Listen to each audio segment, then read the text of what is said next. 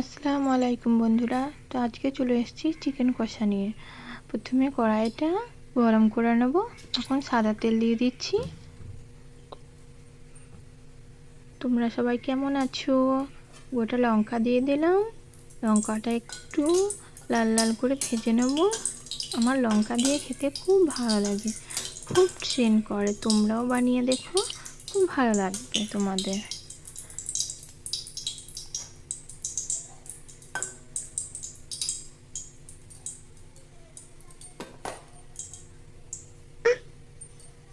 এরপর তেজপাতা, গোটা গরম মশলা দিয়ে দিলাম। একবার নাড়াচাড়া করে নেব। এরপর দিয়ে দেব পেঁয়াজ। পেঁয়াজগুলো দুটো পেঁয়াজ নিয়েছি 500 মাংসের জন্য।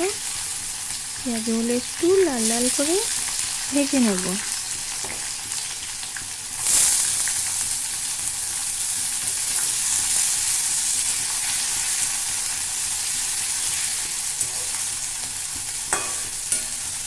দেখতে পাচ্ছ পেঁয়াজের কালারটা অনেকটা চেঞ্জ হয়ে গেছে। আর একটু লাল লাল করে নেব।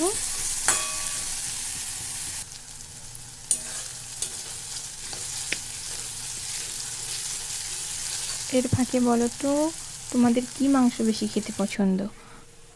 এরপর দিয়ে দেবো টমেটো। এই টমেটো দিয়ে দিলাম। এরপরে এটা নাড়ে নেব, কষিয়ে নেব একটু টমেটো গলা পর্যন্ত।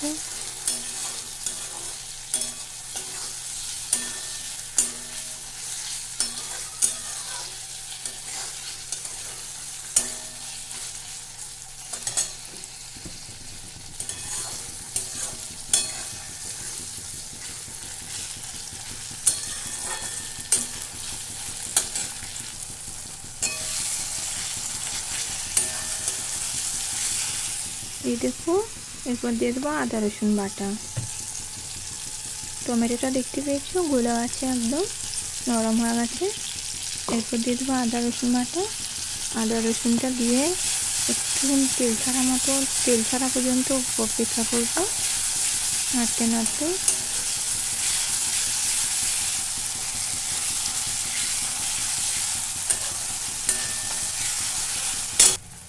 এরপর দিয়ে দিচ্ছি হলুদ গুঁড়ো 1/2 চামচ, লঙ্কা গুঁড়ো 1/2 চামচ, জিরে গুঁড়ো 1/2 চামচ। আমাকে জিরে দিয়ে রান্নাটা বেশি পছন্দ। ধনে গুঁড়ো আমাকে খুব একটা পছন্দ না, তোমরা দিলে দিতে পারো অবশ্যই। আমাকে জিরে দিয়ে মুরগির মাংস কষানোটা খুব পছন্দ, ভালো লাগে। তোমরাও বাড়িতে বানিয়ে দেখো, এভাবে খুব ভালো লাগবে। মশলাটা একবার কষিয়ে নেব তেল ছাড়া পর্যন্ত।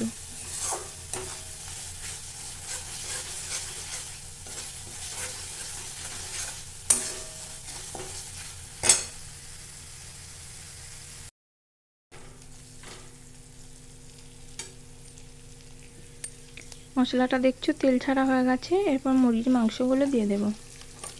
এই দেখো তেল ছেড়ে গেছে।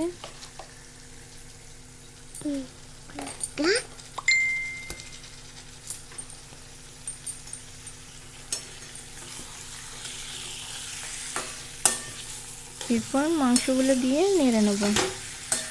মশলাটা মাখিয়ে নিচ্ছি মাংসের মধ্যে।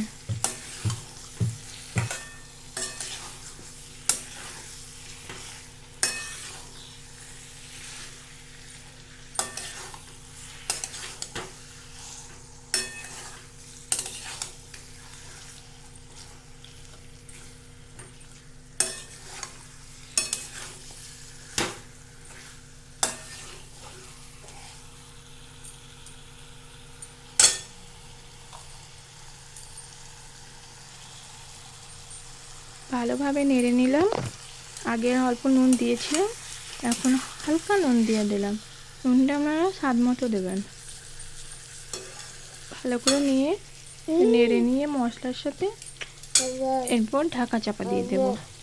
হালকা আঁচটা হবে মিডিয়াম থেকে অল্প নিচে, মানে হালকা। মাঝে মাঝে নেড়ে নেবো, নাহলে তোড়াটা লেগে যাবে।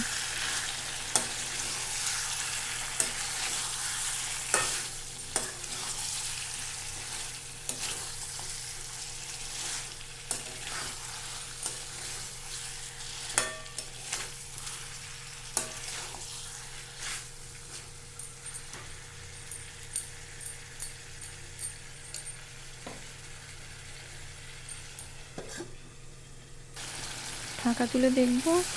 দেখতে পেয়েছো কত তেল ছেড়ে দিয়েছে। মাংসটাও প্রায় হয়ে এসছে।